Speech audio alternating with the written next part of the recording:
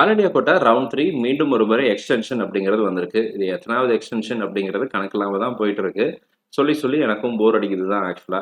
So இப்போ ஆக்சுவலா என்னன்னு சொல்லி கேட்டீங்கன்னா, இதுவரை நான் பார்த்த கவுன்சிலிங்லேயே மிக மோசமான ஒரு கவுன்சிலிங்கிறது இந்த வருஷம் எம்சிசியினுடைய ஆல் இண்டியா கோட்டா கவுன்சிலிங் தான்.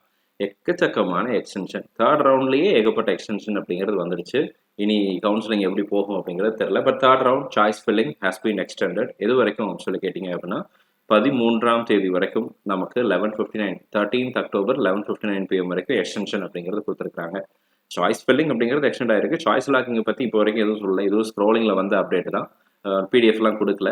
ரெண்டாவது முக்கியமான ஒரு விஷயம் என்னன்னு சொல்லி கேட்டிங்கன்னா, ரெசிக்னேஷனையும் எக்ஸ்டெண்ட் பண்ணி வச்சிருக்காங்க. All India quota first round second round உங்களுக்கு ஒரு சீட்டு கிடச்சிருந்துச்சு. அந்த சீட்டு வேண்டாம் நீங்கள் முடிவு எடுத்திருந்தீங்க அப்படின்னா ஸ்டேட்டில் சீட்டு கிடச்சிருச்சு. அல்லது நான் கவுன்சிலிங் விட்டு வெளியே போகிறேன், நான் வேறு கோர்ஸ் போகிறேன், இந்த மாதிரி வேறு ஏதாவது ரீசனுக்காக நீங்கள் கவுன்சிலிங் விட்டு வெளியே வருவதாக இருந்தால் ரெசிக்னேஷன் அப்படிங்கிறது பண்ணலாம். அல்லது வேறு இடங்களில் சீட்டு கிடச்சிருக்குன்னா ரெசிக்னேஷன் அப்படிங்கிறது பண்ணலாம்.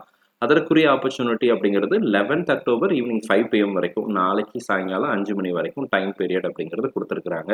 ஸோ இதுதான் இப்போதைக்கு வந்திருக்கிற 2 முக்கியமான அப்டேட் எம்சிசியிலேருந்து. அது நீங்களும் உங்கள் கவுன்சிலிங்கும் என்னதான் நடக்குதுங்க அப்படின்ற மாதிரி தான் இருக்குது. பொறுத்திருந்து பார்க்கலாம் இன்னும் எத்தனை எக்ஸ்டென்ஷன் கொடுக்குறாங்க அப்படிங்கிறத.